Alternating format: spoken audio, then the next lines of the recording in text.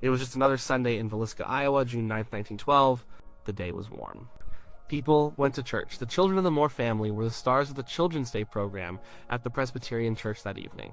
After the service, they walked home with two neighbor girls, the Stillinger sisters, who were staying over for the night. The house was on a quiet residential street. Josiah Moore, known as J.B., was a successful local businessman.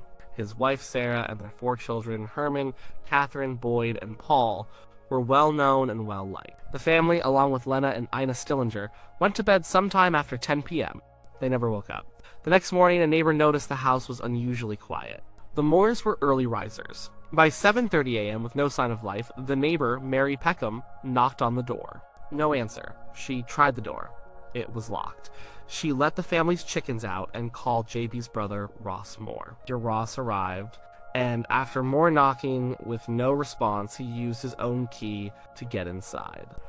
What he found would haunt Villisca forever. In the downstairs bedroom, he saw two bodies on the bed, covered with a sheet. He saw bloodstains. He immediately backed out of the house and told Mary Peckham to call the town marshal. What lay inside that small white house was a scene of unbelievable carnage. Every person in the house, all 8 of them, had been bludgeoned to death with an axe. The killer had moved from room to room in the dark, systematically ending their lives as they slept. JB and Sarah were in their downstairs bedroom.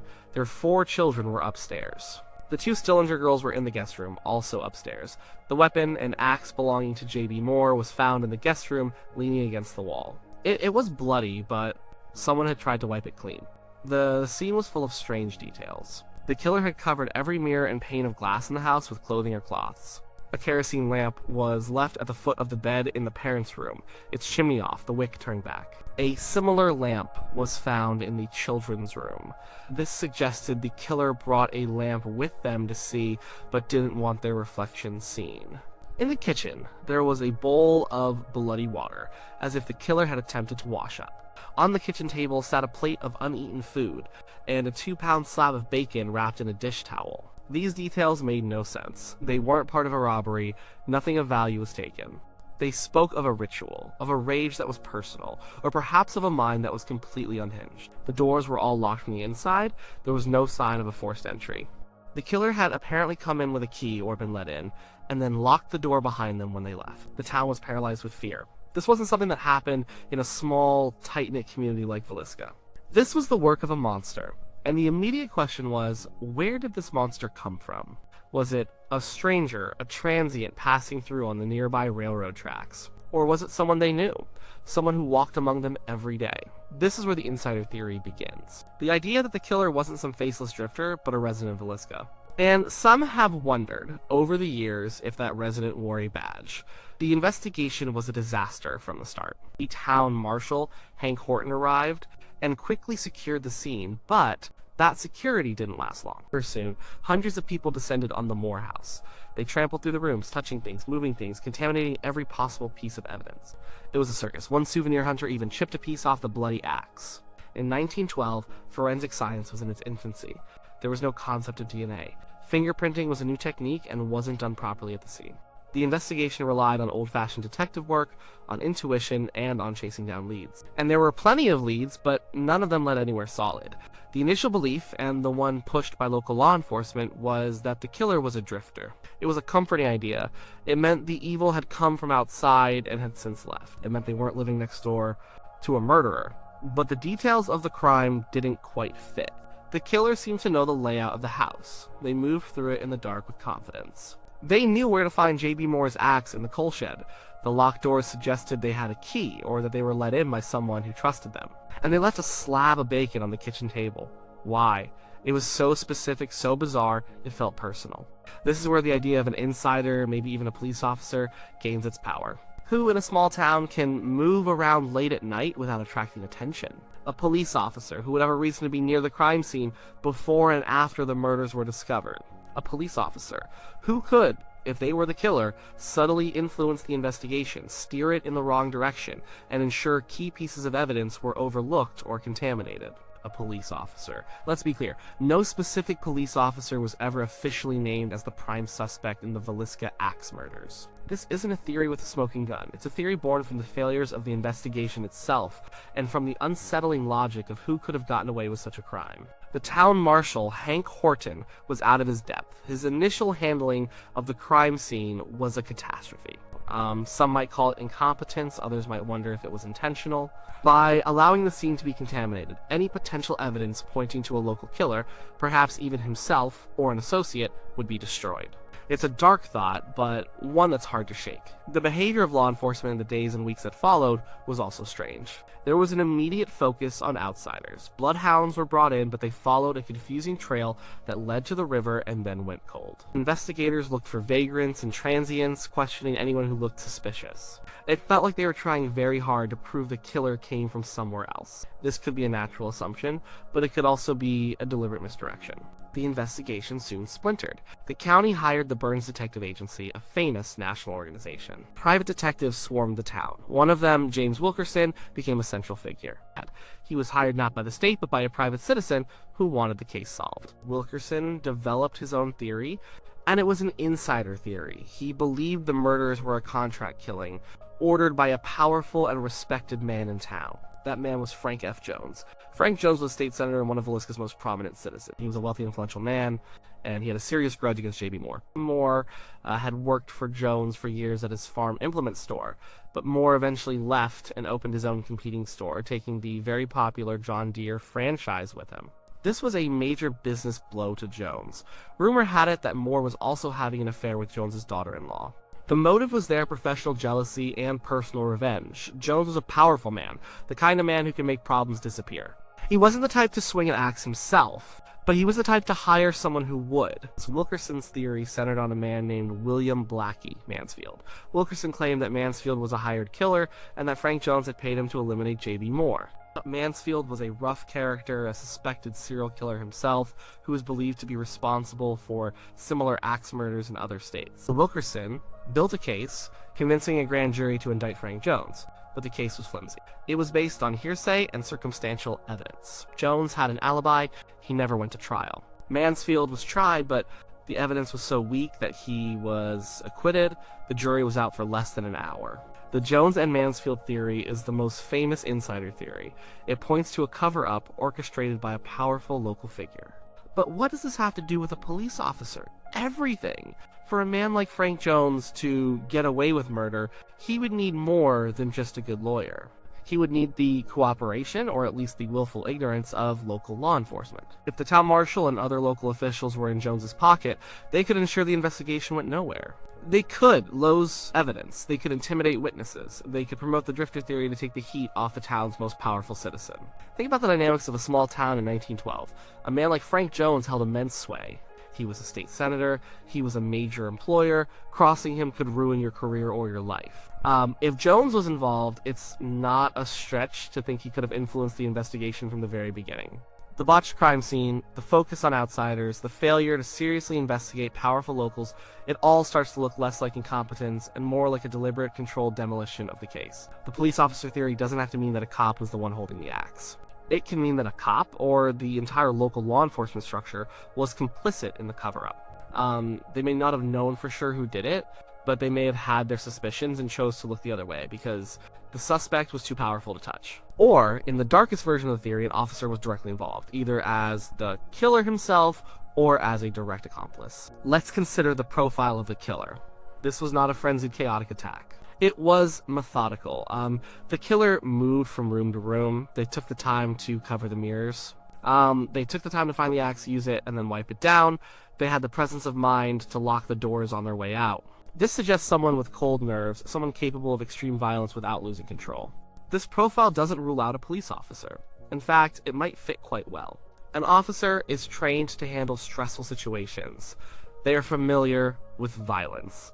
They would understand the basics of an investigation and know what kinds of mistakes to avoid. Another suspect who complicates the insider theory is Reverend George Kelly. Kelly was a traveling minister who was in town for the Children's Day service on the night of the murders. He was a strange man, known for his eccentric behavior and a history of mental illness. He left town on an early morning train just hours after the murders were committed. Years later, investigators began to look at him seriously. He reportedly confessed to the murders, giving a detailed account that matched the crime scene. But his confession was bizarre and rambling. He later recanted it. He was tried twice. The first trial ended in a hung jury. The second ended in an acquittal. Kelly's story is a wild card. He was technically an outsider, but he was present in the community. He knew the Moore family. His potential guilt doesn't necessarily rule out a cover-up. Some believe his confession was coerced, that he was a convenient scapegoat used to close the case and take the focus off more powerful suspects like Frank Jones. If law enforcement was protecting an insider, a mentally unstable preacher would be the perfect person to pin it on. His confession was a godsend for anyone wanting to steer the investigation away from the town's elite. So, we have two main insider theories. One involves a powerful businessman, Frank Jones, hiring a killer. The other involves a mentally disturbed preacher, George Kelly, acting alone. Both theories intersect with the actions of law enforcement. In the Jones theory, the police are complicit in a cover-up. In the Kelly theory, the police may have tried to frame a man to close a case that was becoming a political nightmare. Either way, the official investigation does not come out looking good. Let's return to the core question. Did a police officer commit the murders? The honest answer is that there is no direct evidence to support it. No deathbed confessions from a retired marshal. No hidden documents. It remains pure speculation, but it's speculation grounded in a logical question: who is in the best position to commit a perfect crime? The person who investigates it. Consider the crime scene again. The locked doors. The lack of forced entry. This implies the killer either had a key or was let in. The Moores were not known to open their door to strangers late at night. But would they open it for the town marshal? Absolutely. An officer knocking on the door late at night with a plausible story, heard a noise. Checking on something would not have raised alarm. It would have been seen as a man doing his job. This provides a chillingly simple explanation for how the killer got inside without breaking a window or jimmying a lock. Now what about after the crime? The killer lingers. They cover mirrors. They wash their hands.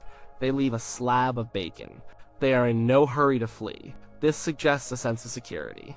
A feeling that they won't be caught. Who would feel so secure? A drifter would be long gone, putting as many miles as possible between himself and the crime. But a local, especially a local with authority, might feel a sense of ownership over the situation. They could control the scene, the narrative, the entire investigation. The failure to secure the crime scene is the single biggest factor that points to either extreme incompetence or deliberate sabotage. Marshal Horton let hundreds of people traipse through the house. Was he simply overwhelmed by the horror and the unprecedented nature of the crime? That's entirely possible. He was a small-town marshal, not a big-city homicide detective. He had likely never seen anything like it. But it's also possible that he knew exactly what he was doing. Allowing a crowd to destroy evidence is a very effective way to make a crime unsolvable. The counter-argument, of course, is the drifter theory, and it's a strong one. There was a string of similar axe murders across the Midwest around that time. In Colorado, Kansas, and Illinois, families were murdered in their beds with an axe. The crimes were eerily similar. The killer used an axe found on the property, covered the victims' faces, and sometimes covered mirrors. This suggests the work of a single, traveling serial killer. This person would have no local motive. The randomness would be the point. The slab of bacon, the covered mirrors, these could just be the bizarre signature of a deranged mind. This Axeman theory is compelling because it explains the sheer brutality of the crime and the lack of a clear motive in Villisca. J.B. Moore had enemies, but did any of them hate him enough to slaughter his entire family and 2 innocent children? It seems almost unbelievable. A random, psychotic killer, however, requires no motive. The act itself is the motive. If this is the case, then the Villisca police were not corrupt, just unlucky and incompetent. They were faced with a type of crime they couldn't possibly comprehend, and they made mistakes. The crime scene was contaminated not to hide a clue, but because nobody knew any better. The focus on drifters wasn't a cover-up, but the most logical avenue of investigation. So, where does that leave us? We have a crime with no witnesses, no confession that stuck, and no physical evidence that led to a conviction. All we have are theories. The insider theory, specifically the one centered on Frank Jones, is compelling because it provides a clear, understandable mode of revenge. The drifter theory is compelling because it fits a pattern of similar crimes and explains the seemingly random, brutal nature of the attack. The police officer theory is a darker, more insidious branch of the insider theory. It suggests a fundamental betrayal. We trust police to protect us. The idea that one of them could be a monster, using their badge as a shield, is deeply disturbing. It taps into a primal fear that the institutions designed to keep us safe are themselves corrupt. While we can't point to a specific officer and say, he did it, we can look at the investigation as a whole and see the fingerprints of failure and possibly corruption. The Burns detectives, hired by the county, quickly found themselves at odds with local officials. There was a sense that the locals did not want the case solved, at least not if it pointed to one of their own. The investigation became a political battleground, with different factions pushing different suspects. Truth was the casualty. The Villisca Axe Murders remained unsolved for a reason. The trail went cold almost immediately, thanks to the contaminated crime scene. After that, all that was left was suspicion, rumor, and innuendo. The story of Frank Jones and his rivalry with J.B. Moore makes a great story. The story of the crazed preacher, George Kelly, makes for a chilling tale. The story of the phantom axeman terrorizing the heartland is the stuff of nightmares. And the story of a corrupt or killer cop is perhaps the most unsettling of all. It suggests the crime wasn't just an attack on a family, but an attack on the community's trust in itself. If the killer was one of them, protected by one of them, then the evil was never cast out. It remained, living behind a friendly face, a respected name, or a shiny badge. Over a century later, the house still stands in Villisca. It's a tourist attraction now, a place for ghost hunters and true crime enthusiasts. People spend the night hoping to hear a child's whisper or see a fleeting shadow. But, the real ghosts of Villisca are not in the house. They are in the unanswered questions. Why were the mirrors covered? What was the meaning of the bacon?